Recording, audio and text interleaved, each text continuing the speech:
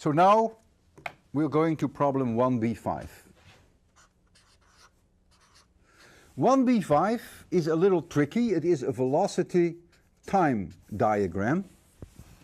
And I will first try to make the plot somewhat similar to what you have in your book. 1, 2, 3, 4 seconds. This is time, and this is the velocity. And the velocity here is minus 1 meters per second, plus 1, plus 2, and this is plus 3. This is a special point, and this is a special point, and this is a special point, and this is a special point, and the curve v versus t runs as follows. Oh, let me make sure that we agree on the 0. I call this time 0, and I call the velocity in this diagram here also 0. So we first see a linear increase in the velocity, then an even sharper increase, then the velocity remains constant, and then I end up here, and then it stays constant again, and then it goes up in some fashion. Let's first agree that the velocity here is 0, and that the velocity here is 0. At t equals 3.75 seconds, the object stands still. Notice that during the first second, during second number 1, the velocity is larger than 0, positive values. It is increasing linearly, so a must also be positive, and a, which is delta v divided by delta t, the mean value for a is the same as a itself, equals 1 meter per second squared. As delta v changes by 1, delta t also changes by 1. During the second second, I find that a equals plus 2 meters per second squared. It is this part which you will be able to check quite readily. During the third second, the velocity is constant. You can see that here. It is 3 meters per second. And so the acceleration is 0. And during the fourth second, the velocity starts off to be larger than 0. It's plus 3. It becomes 0, and it ends up to be minus 1. So the velocity becomes 0, and then the velocity is even negative. And if now you calculate delta v divided by delta t, which is a constant because this is a straight line, you will find that this is minus 4 meters per second squared. So a is negative. What does it mean that the velocity is positive, becomes 0, and becomes negative?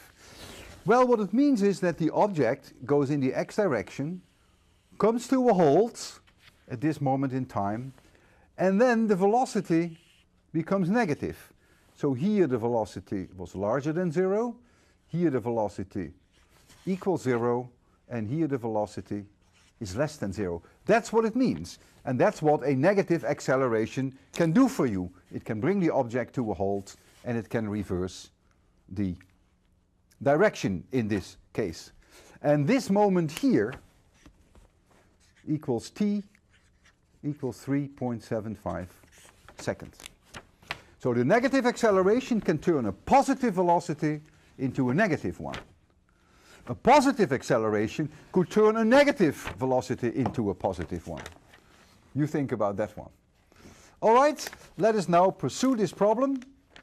And we are being asked now where this object is after 4 seconds, and I think after 3.5 seconds and 7 seconds. You do all that, I will do the 4 seconds. So let us write down the famous equation that we just derived. We're going to need it, and it's good to see it again. xt minus x0 equals v0t plus 1/2 at squared. This is the distance that elapsed between time t equals 0 and time t equals t.